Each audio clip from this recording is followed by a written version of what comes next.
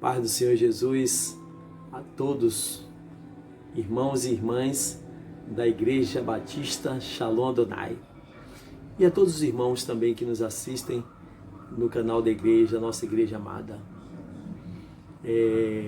Queríamos, nesse dia que estamos vivendo a Páscoa, trazermos uma palavra que o tema é como seremos ou como deveríamos estar após a pandemia do coronavírus.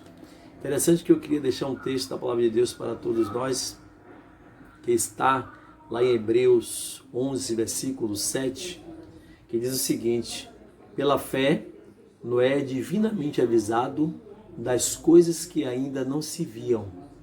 Temeu e para a salvação da sua família preparou a arca, pela qual condenou o mundo e foi feito herdeiro da justiça, que é segundo a fé. Queridos irmãos e irmãs, interessante que vivemos diante de tantas notícias trágicas, né? Estamos chegando já ao mundo, o número de 100 mil mortes pelo coronavírus, e isso é algo que não nos deixa feliz. Mas nós precisamos sim crer que Deus é que pode dar o fim a toda essa tragédia. Interessante que nós precisamos abrir nossos olhos, nossos olhares, para enxergarmos esse momento como um momento diferencial para toda a raça humana.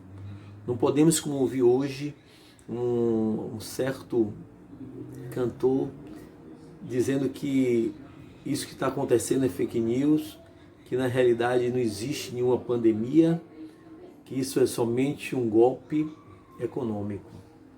Não podemos crer nisso, irmãos. E sabemos que a maior arma contra o coronavírus é o isolamento social.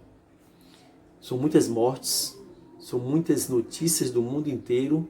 Não é possível que da Ásia, da África, da América do Norte, América do Sul, o mundo todo, todos os jornais estejam mentindo, inventando essa notícia. Até porque estaremos validando a palavra de Deus, invalidando, que lá em Mateus 24 fala sobre esses momentos, que esses momentos de pestes, né, que depois viriam lá em Mateus 24, né, teremos fomes, terremotos, né, maremotos, e por conta disso vulcões que tenham surgido, tá certo? Entrando em erupção, como agora o Krakatoa mesmo lá que teve esses dias, terremotos que têm surgido em alguns países. Então, sim, temos que acreditar e temos que nos cuidar. Precisamos nos cuidar como igreja. Nós precisamos viver esse momento e pensar, sim, não se foi Deus que mandou o coronavírus, não por esta linha. Nós precisamos procurar entender o porquê, mais uma vez, Deus tem permitido. Porque a Bíblia nos diz lá em Provérbio que não cai uma folha da árvore se não for segundo a permissão de Deus. Então, por que este momento agora? Que já existiam outros momentos de pandemia, né? A gripe espanhola, tivemos a influenza, epidemias menores, pandemias gigantes. Nós precisamos perguntar o porquê a Deus. Qual o objetivo dele para com nossas vidas? Essa é a grande pergunta. Interessante que a raça humana, né, no reino animal, nós estamos, é o único que vive um processo de degradação, destruição dos seres da mesma espécie. É o chamado processo de desumanização. Então somos o único da espécie animal que nos destruímos por qualquer coisa. Na espécie animal, nas espécies animais, as pessoas, os animais tendem a manter em bando, cuidar um do outro. Nós não. Temos, sim, o objetivo de destruir um outro. Mas Noé, essa história de Noé, na realidade é uma história bastante contextualizada para esse momento de pandemia, né, que ele passou também por uma crise mundial, foi o dilúvio, e aí nós podemos tirar algumas lições que servem para nós também neste momento. Primeira coisa que nós vemos aí é que Deus fala com você. Deus falou com Noé, Deus fala com você, meu irmão. E Ele está sempre querendo falar. Se você não tem ouvido a voz de Deus, dobre o seu joelho, leia a palavra de Deus. O que é que Deus espera de você nesse período de pandemia? É que você leia talvez a Bíblia toda, se você nunca leu, que você ore mais, né? Que você não assista tanto Netflix, que você não acabe com todas as séries, que temos realmente, às vezes, canalizado nossas forças para a coisa que não é certa. Orar mais, buscar mais a Deus. Então, nesse período, nós precisamos valorizar estar com Deus. Busque mais ao Senhor. Antes a gente dizia que não tinha tempo, né? Que eu trabalho, faculdade, e agora nós temos tempo. O que temos feito com o nosso tempo? Né? Temos buscado mais a Deus. Interessante que temos gastado muito tempo nas redes sociais. O Brasil é o segundo do ranking, que fica o brasileiro em média 4 horas por dia na rede social. Né? Diante de tantas tarefas que precisamos realizar, passamos tanto tempo vendo a vida dos outros, fake news, história que não vai levar a lugar nenhum. Segundo, que nós precisamos entender que Deus confiou em mim e você para despertar o mundo.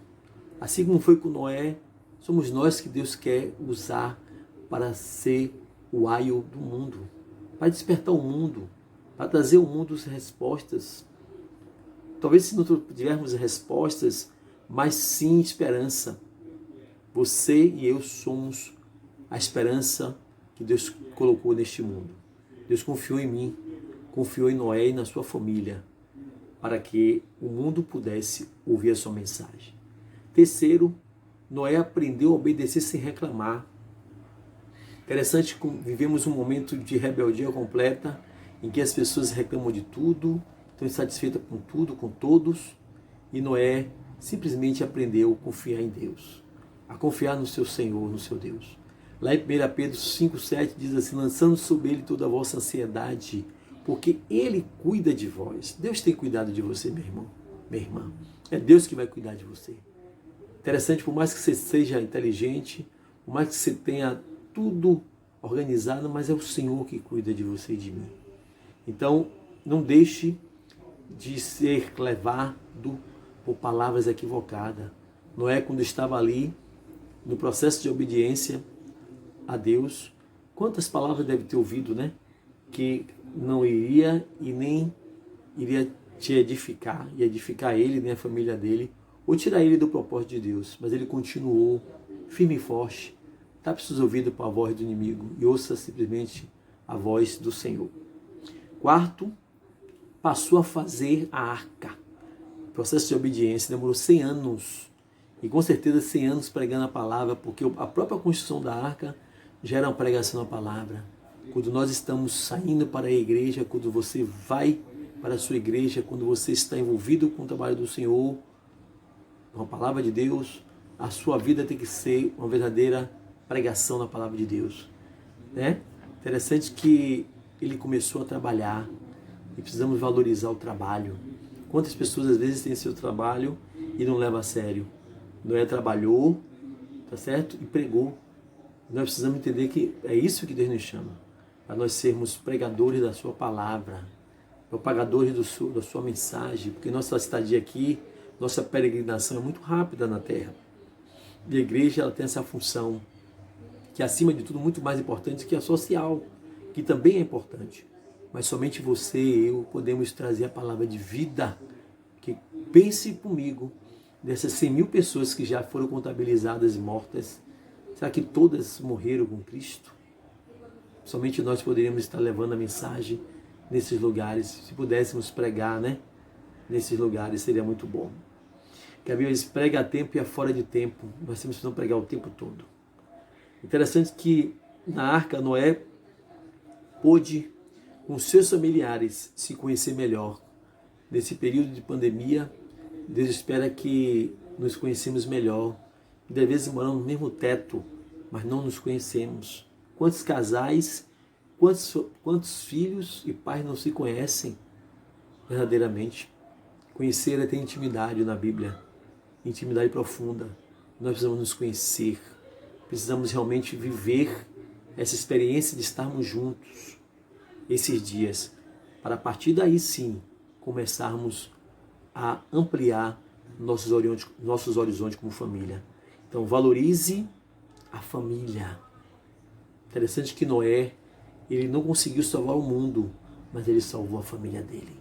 Interessante que ele não conseguiu libertar aquelas vidas do pecado, mas ele conseguiu libertar a família dele e levar a família dele para a palavra de Cristo e para em rumo à salvação.